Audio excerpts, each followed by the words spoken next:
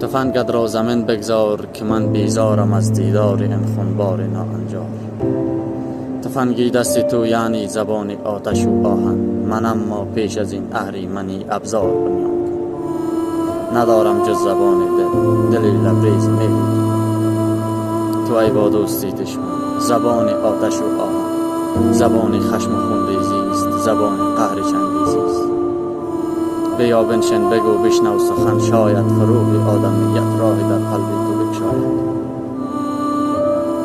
برادر گر که میخوانی مرا بنشین، برادروار تفنگت را زمین بگذار.